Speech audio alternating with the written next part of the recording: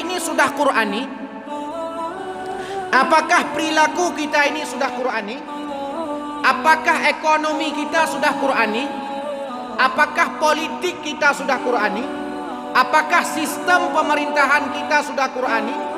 Apakah pengelolaan pariwisata kita sudah Qur'ani? Apakah sosial budaya adat istiadat kita sudah Qur'ani?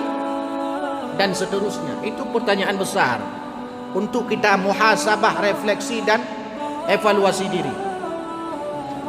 Baik sampai kita yang baca wal fajri, kita yang baca wal asri, kita yang baca wal laili, kita yang baca wal syamsi, kita yang baca wal duha, demi waktu asar, demi waktu duha, demi malam, demi siang, demi matahari, demi bulan, kita yang bicara tentang waktu, kita pula yang terlambat soal waktu.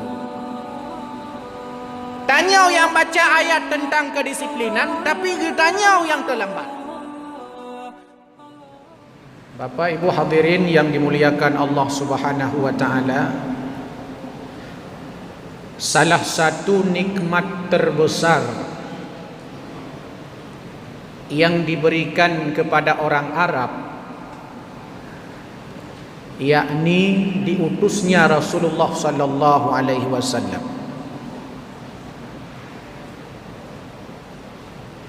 khususnya kepada orang Arab. Meskipun diutusnya Rasulullah kepada seluruh umat manusia hingga akhir zaman nantinya. Ini digambarkan dalam Al-Quran.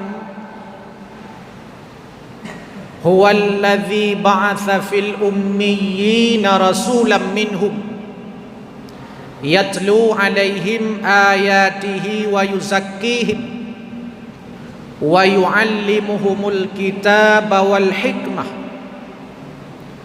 Dia Allah yang telah mengutus fil ummiyin, kepada bangsa ummiyin, bangsa yang ummi. Ibnu Katsir menyebutkan bangsa Arab yang buta huruf mereka.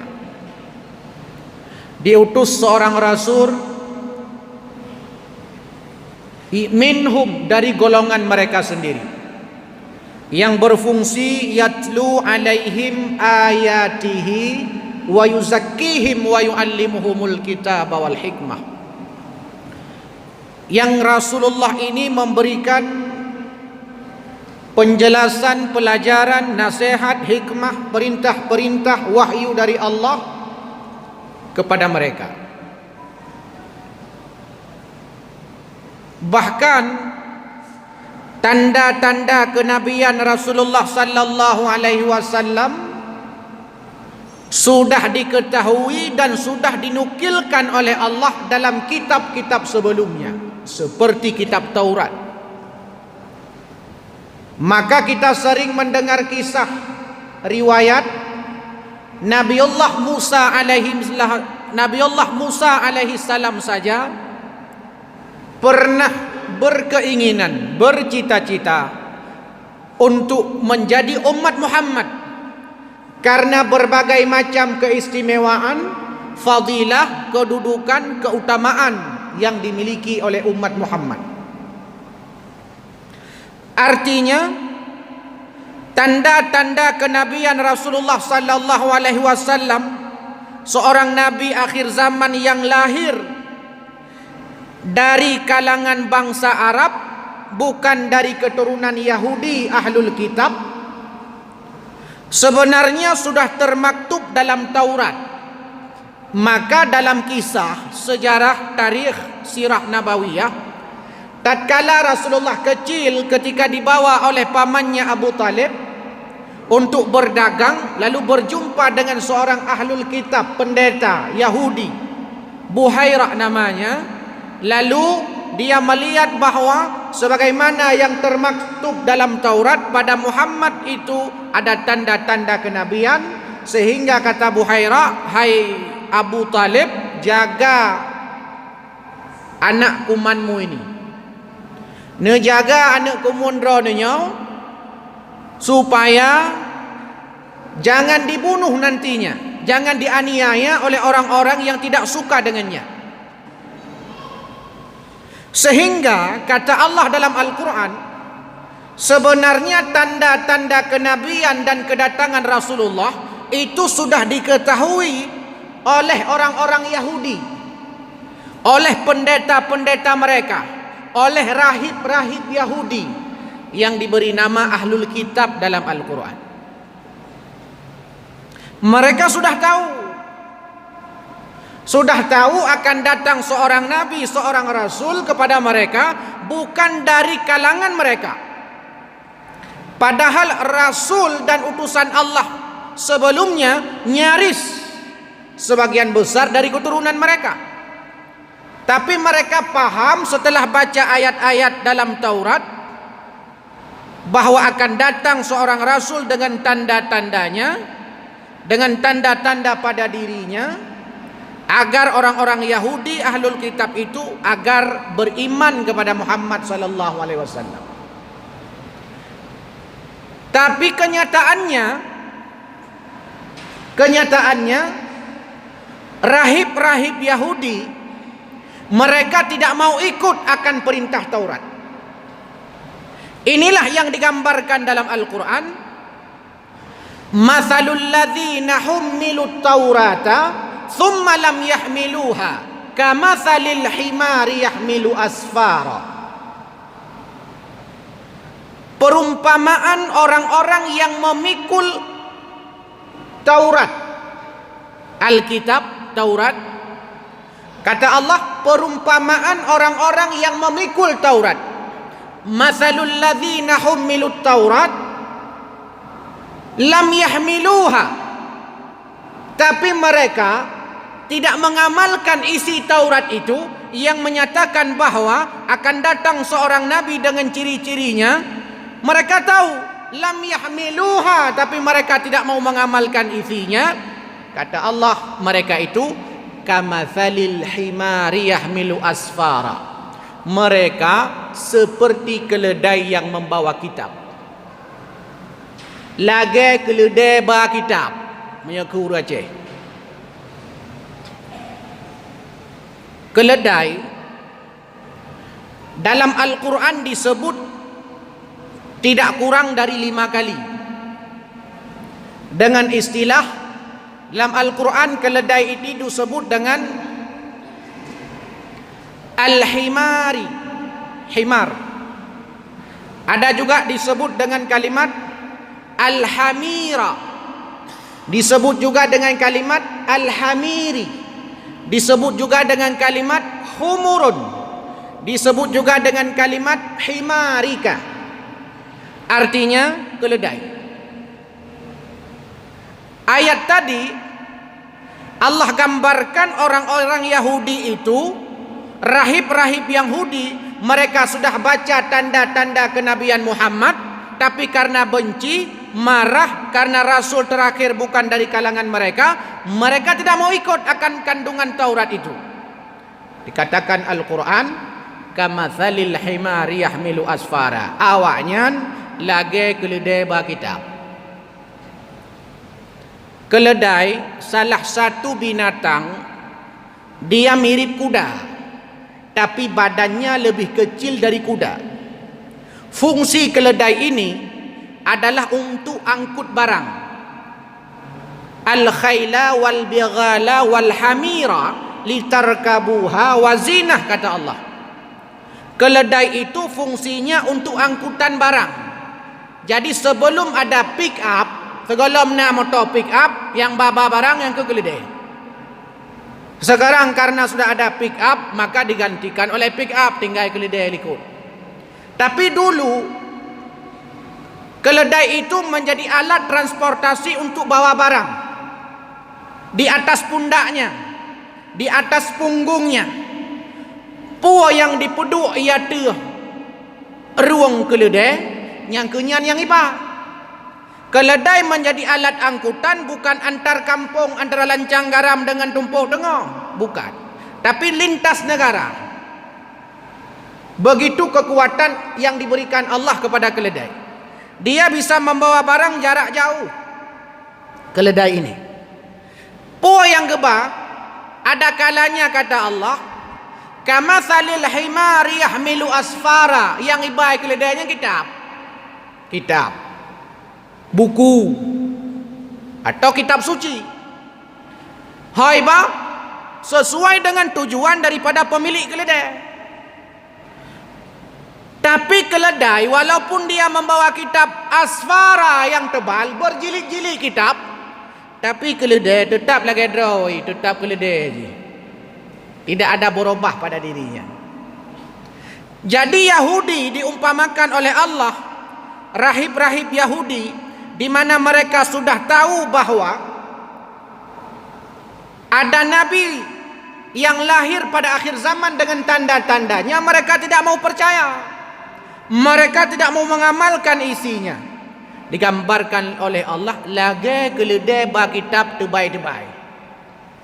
Iba sagai kitab, tapi tidak tahu kandungannya dan tidak mau mengamalkan isinya. Ibnu Qayyim menyebutkan, ini bentuk celaan kepada rahib-rahib Yahudi. Tapi ini juga berfungsi kepada kita umat Islam. Ketika Al-Quran hanya sekedar pajangan, ketika Al-Quran hanya sekedar ditempel di dinding, hanya sekedar pelaris bisnis, ayat kursi hanya sekedar tipek-tipek bak warung-warung supaya god-lagot makanan yang gedanya pulau.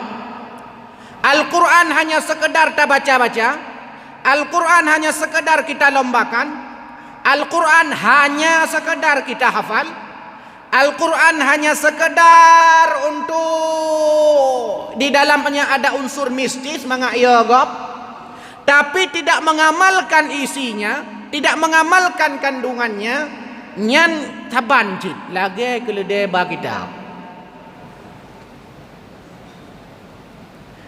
Meskipun membaca saja sudah pahala, tak baca Quran tak huruf merupakan pahala. Man qara'a harfan min kitabillah falahul hasanah wal hasanatu bi asyri amsalihha. Setiap satu huruf dapat pahala 10. Kata Nabi, wala aqulu alif lam mim harfun, aku tidak mengatakan alif lam mim itu satu huruf. Walakin alif harfun, lam harfun, mim harfun. Alif satu huruf, lam satu huruf, mim satu huruf. Ketika membaca alif lam mim 3 huruf, berarti 30 kebaikan. Baca bismillahirrahmanirrahim, di dalamnya ada 19 huruf kali 10, 190 kebaikan. Sedangkan di dalam Al-Quran ada 114 surat, 30 juz, 6.600 sekian ayat. Kita baca itu maka dapat pahala per huruf. Tapi sebagai mukmin, Al-Quran itu meskipun membaca saja sudah dapat pahala, tapi itu bukan akhir daripada pemaknaan terhadap kitab suci. Yang akhirnya adalah Al-Quran itu menjadi undang-undang, Al-Quran itu menjadi kanun, Al-Quran itu menjadi the way of life, jalan hidup kita, tujuan hidup, arah hidup, kompas kehidupan. Sehingga apa yang dilarang Al-Quran kita tinggalkan, apa yang diperintahkan Al-Quran kita kerjakan. Ketika Quran hanya sekedar hanya sekedar orientasi akhir membaca, tanpa orientasi untuk mengetahui maknanya, mengetahui tafsirnya, lalu kita amalkan dalam kehidupan sehari-hari, jangan sampai kita termasuk dalam ancaman tadi. Kamatsalil himariyah milu asfara, lagi keledai ba kitab. Karena memang tujuan akhir daripada Al-Quran ini adalah untuk diamalkan. Lalu kita cek dalam kehidupan kita, apakah hidup kita ini sudah Qurani? Apakah perilaku kita ini sudah Qurani? Apakah ekonomi kita sudah Qurani? Apakah politik kita sudah Qurani? Apakah sistem pemerintahan kita sudah Qurani? Apakah pengelolaan pariwisata kita sudah Qurani? Apakah sosial budaya adat istiadat kita sudah Qurani? Dan seterusnya. Itu pertanyaan besar untuk kita muhasabah, refleksi dan evaluasi diri. Baik sampai kita yang baca wal fajri, kita yang baca wal asri, kita yang baca wal laili, kita yang baca wal syamsi, kita yang baca wal duha, demi waktu asar, demi waktu duha, demi malam, demi siang, demi matahari, demi bulan, kita yang bicara tentang waktu, kita pula yang terlambat soal waktu. Tanya yang baca ayat tentang kedisiplinan, tapi tanya yang terlambat. Ya undang poh 8, undang rapat. Tajak poh 10. Kepu tajak poh 10. Karena kada depu bahawa awal lain bijak poh 10. Artinya terbawa semuanya. Kitanya lah mati, alah pu tajak awal itat poh 8 undangannya pasti poh 10 rapat. Di urung rumah lain menanci, oh tajak awal itat paling awalnya poh 10 saja. Di urung lain sehingga mandum peserta rapat jak poh 10.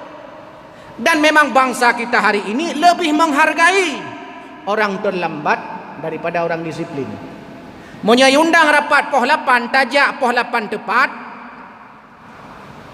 Yang gekun le ketua rapat tak pres satu. Tak pres. Sao tak pres? Urung telat. Kai 15 minit dia ada tak pres kalau lengkap. Sao tak pres? Urung telat.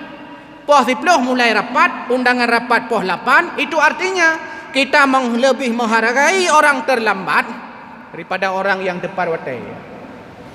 Yang baca wal laili siapa? Tanya. Yang wasyamsi? Tanya. Wan nahari? Tanya. Wad duha? Tanya. Wal asri? Tanya. Beda dengan kamu-kamu Jepang ini. Kamu-kamu Jepang, ini Jepang na MRT.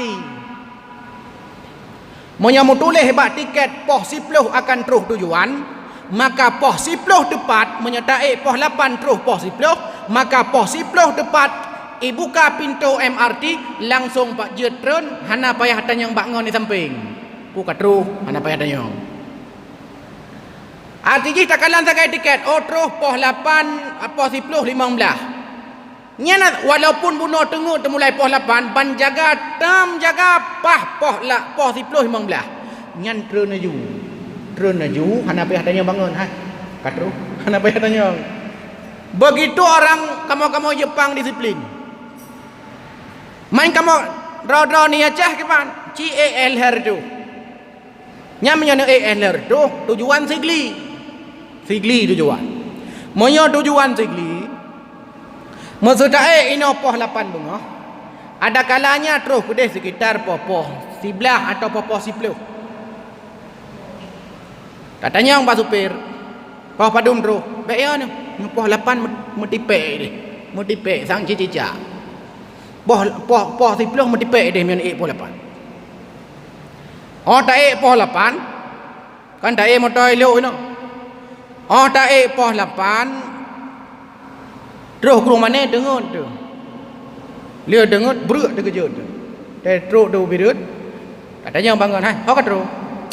Katro birun. No julam. Tak lah. Ram tak tiba-tiba berat dia kejut tu. Katro. Baru terus pun dada. No juga dia tak ada manyang droga. Kau bengih ke kau. Lam. Berat dia kejut. Katro. Baru patai li. Jo dah mentang. Ju. Tak dah berasa adanya perut dia kejut lam baru terus atau benda kena tu perah katro benda roh hana ni budak motor lam gede hana juan tingli tak lam benda menanci kejadian terus lu lam dah jaga kau lu kau lam aku nyat lam gede tingli tu itu contoh. Yang buta-buta di Pak Watai, engkau urung Pulau Aceh. Saya pernah dakwah ke Pulau Aceh. Nyan poh 8 dari Pulau Aceh Ulang Baru tetap poh 8 tepat iya. Sampai long tanya terlambat sekitar 5 minit, long fikir mana sabar lagi daerah lain sampai di kampung-kampung lain. Tunggu bagah-bagah siap-siapnya poh 8 tepat iya. Lam pikiran long, boh pane poh 8 nya kampung ku reung tok pungut tanya ta kan. Balong je poh 8 lewat 5. Rupanya kapainya ija aju. Sehingga bot lain itiup botnya karena dianggap jamai, maka ilah bot lain itu tiup bot rayuknya baru kena. Sampai penasaran lung tanya barunya. Kok bisa depan wadah dah ini? Kampung long ana ke? Mana tungku kamu menyetelat bacut, bro ungkoi kau. Rupa jip pekerjaan urui nak minta angkut nelayan. Penyebaran distribusi ungkut ke dia bandar. Menyetelat kerja bacut bro ungkut rugolah urunya. Yang keinan depan wadah nyampi karena ya bro ungkut. Indikasi pun dia pegang. Tanya yang baca wal laili wasyamsi wadduha, kita yang terlambat. Itu tanda tanya besar. Kita yang baca at-tahuru syatrul iman. Kita yang baca kesucian sebagian dari iman, an-nadhafatu minal iman, kebersihan sebagian dari iman. Yang kutoh tanya cik. Kita yang baca ayat-ayat tentang kesucian, tentang kebersihan, hadis-hadis tentang kesucian dan kebersihan, tanya pi kutoh. Maka orang mata kejak berjalan, getem piyuh ba SPBU daripada ngepiyuh melasah. Daripada piyuh masjid. Karena memang daerah gedanyo lado masjid melasah kuta. Lebih geleh ba SPBU. Padahal kajian tentang kedisiplinan, kajian tentang kebersihan, bahkan menyetalap kitab fikih mulai dari matan takrib, i'anah, bajuri sampai teruk mahali dan kitab-kitab lain, bab kitab fikih nyambak pertama babut taharah. Yang kuto tanya si ya hanagli tanya si sini jak kampung-kampung. Kamu sering menjak kampung. Kita kalian WC hai dibi ada. Yang kenyataan dan kita harus mengakui itu. Artinya perlu ada evaluasi besar-besaran. Kuto ladom megayung ana, ngayung rahai ana. Yang he tanya punya mekaratha tagai ana. Tatuh hujuina. Tatuh kana gayung. Kulah ngan patu ia pana mo 10 meter. Payah habut ditanya jakrung mudah-mudahan untuk jak ke kulah ya arah ia. Dan itu kita temukan. Saya yang baca tentang taharah tanya. Artinya kajian kita baru pada aspek pengembangan kognitifnya ke kampus. Hanya pada batas pemahaman katanya. Tapi belum sampai kepada aplikatif evaluasi sifatnya. Hanya sifatnya adalah kognitif. Tapi belum pada sifatnya aplikatif. Hanya pegah-pegah sagai. Buat mana? Pegah sagai bahawa Islam kafah, Islam kafah, Islam kafah. Dan juga Islam kafah. Kafah, mestinya kan begitu. Politik kita. Bagaimana sistem politik kita?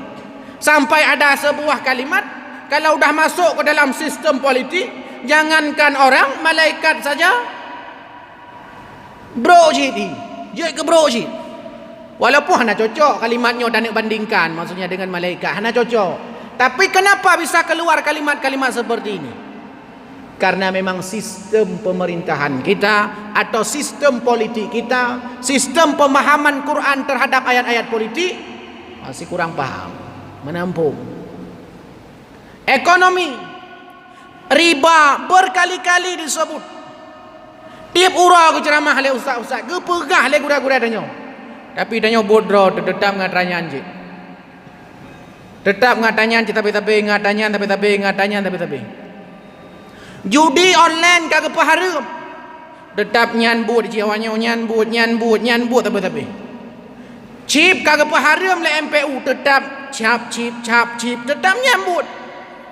Karena hanya sifatnya pada pemahaman saja. Tapi kalau mampu tanya aplikasikan.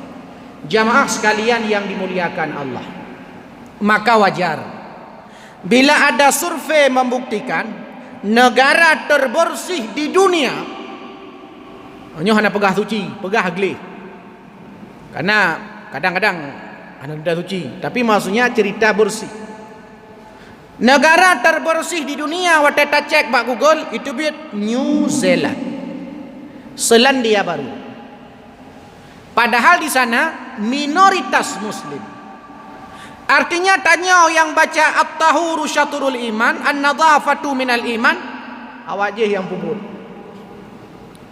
Tanya yang baca iqra bismi rabbikal ladzi khalaq, awak je yang membaca. Tanya hanta tim baca. Jangankan membaca, hanta dengar hanta tim. Maka UNESCO menyatakan minat baca masyarakat Indonesia 0,001%. Dari 1000 orang Indonesia, hanya 1 orang yang rajin membaca, yang lain rajin mendakwah.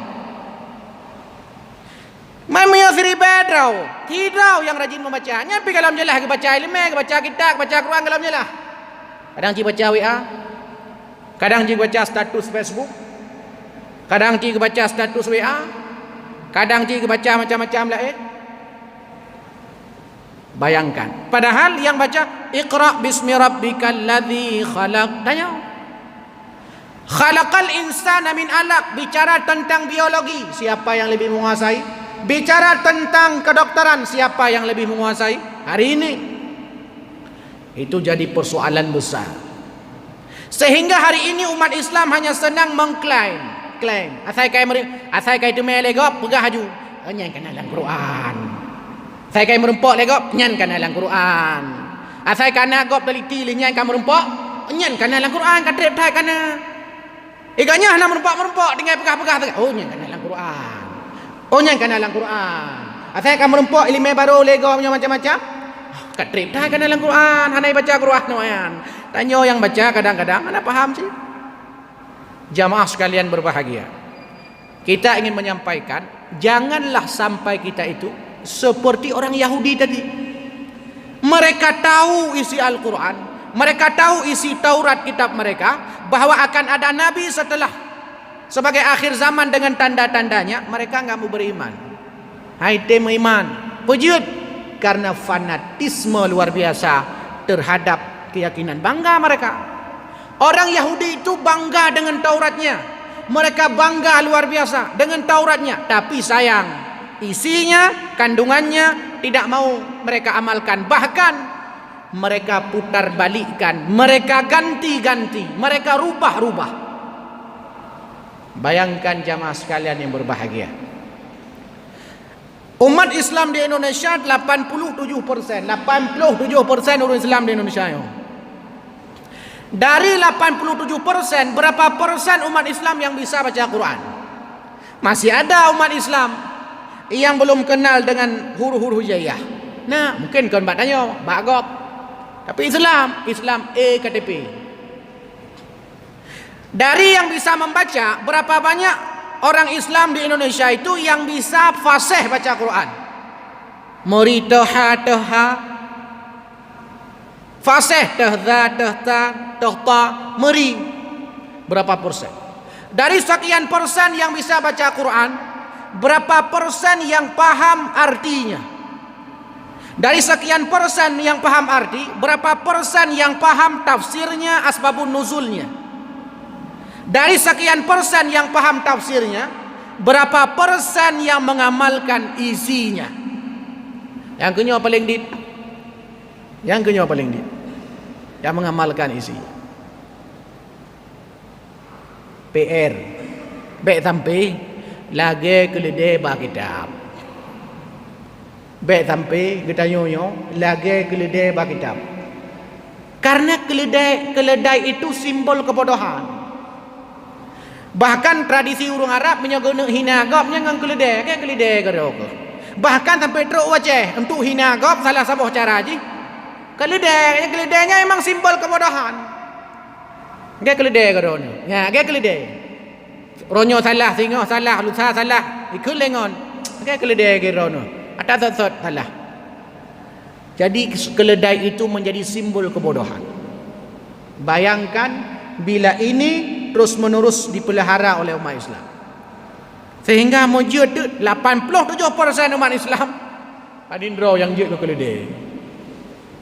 Yang tanda tanya pada kita, sebagai simbol kebodohan. Maka lihat ayat-ayat Al-Quran yang bicara tentang keledai. Selalu keledai itu menjadi simbol kebodohan, bahkan menjadi simbol keburukan, bahkan lebih buruk dari keledai. Contoh, waghdud min sautik inna angkaral aswati la sautul hamir. Jangan kalian meninggikan suara kalian, karena seburuk-buruk suara keledai. Nah, keledai lo tu buruk-buruk tu keledai kebajut. Karena keledai ini suaranya meringki, raya tu keledainya, walaupun badan ubud tu raya. Maka urung-urung yang pegah abang urung tuha raya, yang pegah abangan mai raya, pegah abangan ayah raya, pegah abangan pelanggan raya tu uji. Nyam saban naga keledai ji urung lagi aja. Urung mekat. Hana gijak betul ke dia tanya, "Hai. Putabu. Model dong ini bak saring kopi. Ide hurung. Oi, putabu." Jarak jauh. Atau sebaliknya, pelanggan.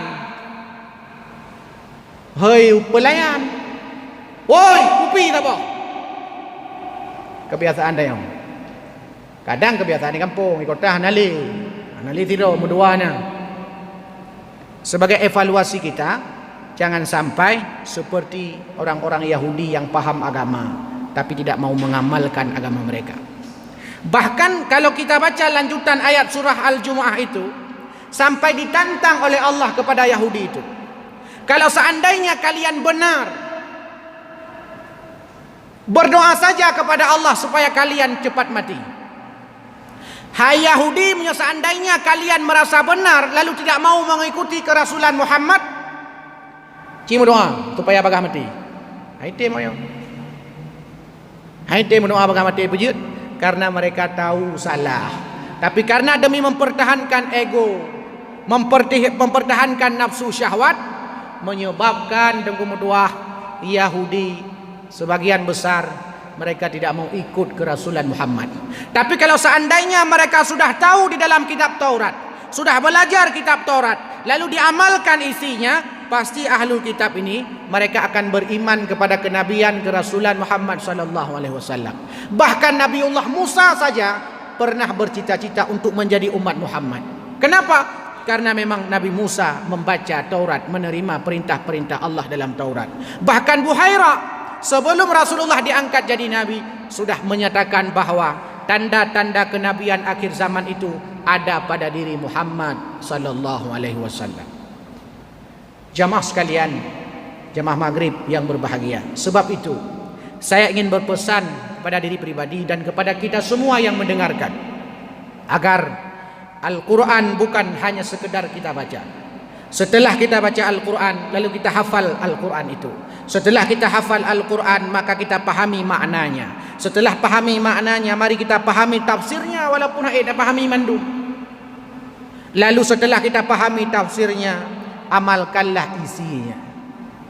Jangan sampai kita yang bangga dengan Al-Quran, kita pula yang menginjak-injak isi Al-Quran.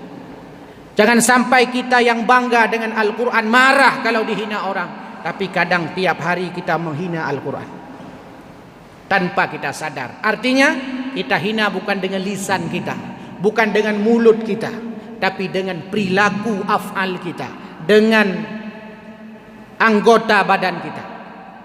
Quran tak baca, dia tak baca tu belum dua pasal terbit darinya pubut maksiat, melanggar Al-Quran.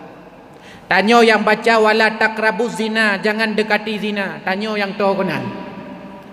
Jangan dekati riba, tanya yang tahu kenal. La salata, la taqrabus salah, jangan dekati salat. Wa antum sukara, sedang kalian sedang mabuk. Awaknya apa yang mabuk-mabuk ini? Tanya yang tak depu bahawa semayang wajib, 5 waktu wajib, tak depu. Tapi le urang hendak semayang wajib. Tanya yang tepu bahawa minta ilmu wajib, tapi tidak semua orang mau menuntut ilmu. Gedim jak majlis ta'lim. Nyokonyo sebab leurung kadang penuh pengajian, tapi setelah mereka keluar masjid, sedikit yang mau mengamalkan isi pengajian. Tiap urau, tiap saat, tiap ketika, liur maghrib, liur subuh, liur isya, tak tamah pengajian-pengajian umum, tak tamah zikir-zikir umum, tak dengar sabe-sabe, tapi hanya sekedar kadang pemahaman untuk pemahaman danyo sagai, tapi jauh daripada pengamalan. Menyonyo sabe-sabe ta bak danyo tengku mutuah, maka be sampai sagai-sagai ketanyo jut lagi perumpamaan kama salil himari yahmilu asfara. Oh tajak urumoh luar biasa, lagak-lagak Quran, tipek ayat kursi, kan hanjat tipek yang ada pegah, yang maksudnya hanya sekedarnya sagai, tapi dia yang tempel-tempel tadi tipek ayat kursi ke rumah karena lagak tahiyas luar biasa. Tapi kita pula yang takut dengan akan rezeki dari Allah. Tanya yang ya, padanya ayat tauhid, ayat bicara tentang kekuasaan Allah. Tapi kita ya tanya yang ya ke maaf, tanya yang ya ke hantu, tanya yang hantom semayang. Padahal tanya yang 4 ayat. Kadang-kadang ada ayat-ayat tertulis di masjid untuk dihias, lalu sebenarnya menjadi pelajaran, tapi hanya sekedar pajangan, tak pajang, tak sangat indah untuk selfie, untuk foto, tapi kadang-kadang jauh daripada pengamalan. Bila ini terus kita lakukan, maka sayang jangan sampai kita menjadi keledai, lagi keledai bah kitab. Maka pengajian malamnya tujuannya adalah evaluasi diri, evaluasi kita bersama. Jika kita baca Quran, tahafai, pahami maknanya, pahami tafsirnya, mengerti asbabun nuzulnya. Setelah itu amalkan dalam kehidupan sehari-hari, karena orientasi akhir daripada Al-Quran itu, di samping membaca, menghafal, paham makna, paham tafsir, adalah mengamalkan isinya, sehingga Al-Quran itu menjadi the way of life, jalan hidup kita, gaya hidup kita, menjadi perilaku kita, seperti Rasulullah sallallahu alaihi wasallam ketika ditanya bagaimana akhlak Rasul, dijawab oleh Aisyah, kana khuluquhul Quran. Akhlak Rasul sallallahu alaihi wasallam laksana Al-Quran, Al-Quran yang berjalan. Mudah-mudahan ada manfaat bagi saya yang menyampaikan dan kepada seluruh hadirin wal hadirat yang mendengarkan. Hadanallah wa iyyakum ajmain. Wassalamualaikum warahmatullahi wabarakatuh.